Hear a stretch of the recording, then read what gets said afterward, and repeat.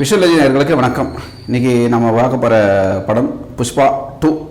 அல்லு அர்ஜுன், ராஷ்மிகா மந்தனா, ஜெகபதி பாபு, சுனில் மற்றும் பல நடிப்பில் வெளிவந்திருக்கிற சுகுமார் இயக்கத்தில் வந்திருக்கிற படம் புஷ்பா 2.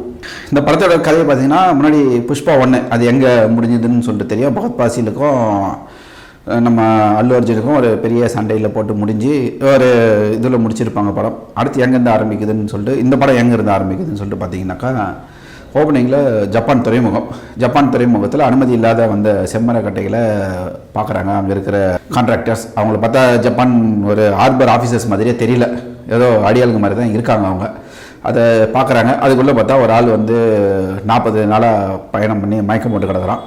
அவனை கட்டி தொங்க விட்டு யார் நீ எதுக்குற இங்கே வந்தேன்னு சொல்லிட்டு கேட்டால் அவன் என்னன்றான், ஒரு பெரிய சண்டை போட்டு எனக்கு வந்து வர வேண்டிய பணம் இங்கேருந்து வரல அப்படின்னு சொல்லிட்டு பார்த்தா அது யாருன்னா நம்ம புஷ்பராஜ் தான் அங்கே போய் சண்டை போட்டு ஹார்பரில் தன்னுடைய பணத்தை வசூல் பண்ண போகிறாரு. அப்படி சண்டை போடும்போது அவர் சுட்டுறாங்க. சுட்டு கடலில் விழுறாரு. கடல் உள்ளே போகும்போது வழக்கம் போல் ஃப்ளாஷ்பேக் ஓப்பன் ஆகுது. தன்னுடைய தொழிலை சிறப்பாக செஞ்சுட்டு இருக்கிற புஷ்பராஜ், அதான் அந்த செம்மர கடத்தில் செஞ்சுட்டு இருக்கிற புஷ்பராஜ் அப்படியே போயிட்டுருக்கு.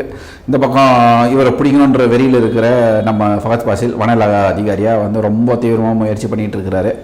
இப்படி போயிட்டு இருக்கும்போது திடீர்னு ஒரு நாள் புஷ்பராஜ் வந்து ஒரு ஆந்திரா முதல்வரை மீட் பண்ண போகிறார். அப்படி மீட் பண்ண போகும்போது அவங்க ஒய்ஃப் வந்து ராஷ்மிகா மந்தனா அவர் ஆசைப்படுறாங்க, நீ ஒரு ஃபோட்டோ ஒன்று எடுத்துகிட்டு முதலமைச்சர் கூட நம்ம வீட்டில் பெருசாக ஃப்ரேம் போட்டு மாட்டிக்கலாம் அப்படின்னு சொல்கிறாங்க. இவர் போய் அங்கே முதலமைச்சர்கிட்ட ஃபோட்டோ எடுக்க போகும்போது முதலமைச்சர் அவமானப்படுத்துறாரு, நீ ஆட்டோவில் ஒரு கடத்தல்காரன், நீ ஒரு எங்களுக்கு வந்து அடியாள், நீ உங்களோட நான் எப்போ ஃபோட்டோ எடுப்பேன்னு சொல்லி ரொம்ப அவமானமாக பேசுகிறாரு. உடனே இவர் மனசு நொந்து பொறுத்து பொங்கி என் பொண்டாட்டிக்கு கேட்டதை என்னால் செஞ்சு கொடுக்க முடியலையன்ற உள்ள இருக்கிற ஆதங்கத்தில் என்ன பண்ணுறாரு, தான் கூடவே அதான் புஷ்பா 1ல் பயணப்படுற ஒரு அரசியல்வாதி இருக்கிறார்ல, அவர் என்ன பண்ணுறாரு, ஆந்திராவுக்கு முதலமைச்சர் ஆக்கிடலான்னு சொல்லிட்டு முடிவு பண்ணிவிட்டு அவர்கிட்ட சொல்கிறார், ஆனால் சித்தப்பா நீ தான் வந்து அடுத்த முதலமைச்சர் ஆகிறாரி, நான் முதலமைச்சர் ஆகிறேன்றேன், அதுக்காக துட்டு எங்கடானா 1000 கோடி நான் இறக்குறேன் அப்படின்னு சொல்லிட்டு பிளான் போடுறாரு. அதுக்கு ஒரு 2000 டன்னு செம்மரக்கட்டையை கடத்துறாரு. மாலத்தீவுக்கு ஒரு டீலர் மூலமாக கடத்துறாரு. இது விஷயம் தெரிஞ்ச பழைய வில்லன் சுனில், அவன் பொண்டாட்டி ஃபகத் பாசில், இவங்கெல்லாம் கூட்டு சேர்ந்து இந்த செம்மரக்கட்டையை கடத்தில் தடுக்கணும், புஷ்பாவுடைய திட்டத்தை பாழாக்கணும்னு சொல்லிட்டு பிளான் பண்ணுறாங்க. இப்படியான போராட்டங்கள், அதுக்கு அவங்க என்னெல்லாம் முயற்சி எடுக்கிறாங்க, புஷ்பா அதுலேருந்து எப்படி வெளியில் வர்றாரு, சிஎம்ஐ மாற்றுறாரா, பிறகு என்ன நடக்குது, இப்படின்ற மாதிரியான ஒரு திரைக்கதை தான் இந்த புஷ்பா 2 படத்துடைய. அதுக்கப்புறம் இந்த படத்துக்கு இசைன்னு பார்த்தீங்கன்னா 2 பேர், நம்ம ஊர் சாம் சிஎஸும் அந்த ஒரு தேவிஸ்ரீ பிரசாத் 2 பேருமா சேர்ந்து இசை பண்ணியிருக்காங்க. பின்னணி இசை சாம் ஸ்ரீ பிரசாத்தும், சாங்ஸ் எல்லாம் வந்து தேவிஸ்ரீ பிரசாத்தும் போட்டிருக்காங்க.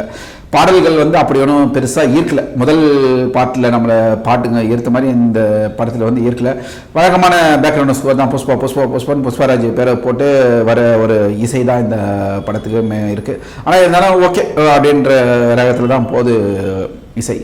அல்லு அர்ஜுன் வந்து ரொம்பவே மெனக்கெட்டிருக்காரு. அவர் வந்து ஒரு நல்ல நடிகர் தான்.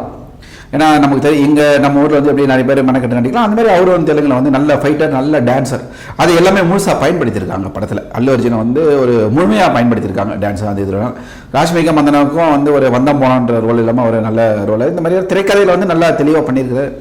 படத்துக்கு மிகப்பெரிய மைனஸ் என்னன்னு பார்த்தீங்கன்னா அதே திரைக்கதை தான். ஏன்னா படம் 3.5 மணி நேரம் ஓடுது.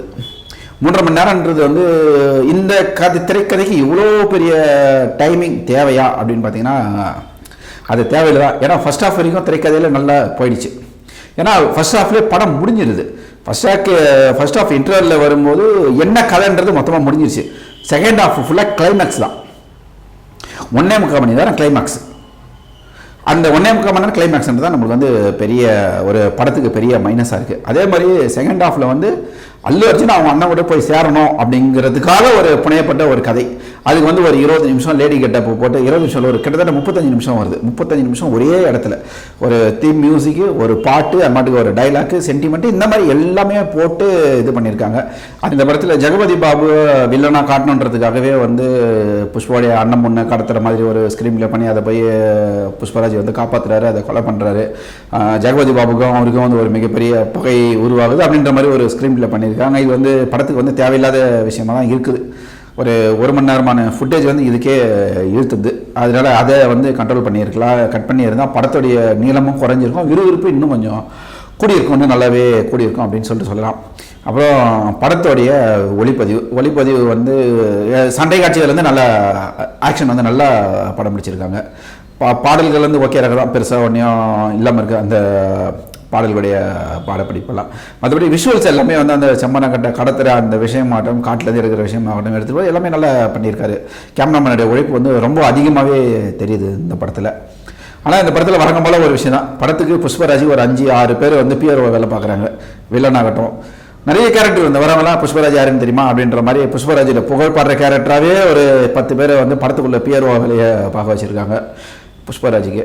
புஷ்பா இந்த படத்தை பற்றி சொல்லணும்னா வெறும் புஷ்பா புஷ்பா புஷ்பா அப்படியே போய் நம்ம உட்காந்துட்டு படம் பார்த்தோம்னா ஓகே, அவ்வளோதான். இது வந்து தமிழ் ரசிகர்களுக்கான படம் அல்ல. இது பக்கா தெலுங்கு, மலையாளம், போஜ்புரி இந்த மாதிரி வட இந்தியர்களுக்கு ஏற்ற ஒரு படம் தான். லாஜிக் இல்லாத படம். போய் பாருங்கள். 3.5 மணி நேரம் படம். திரைக்கதை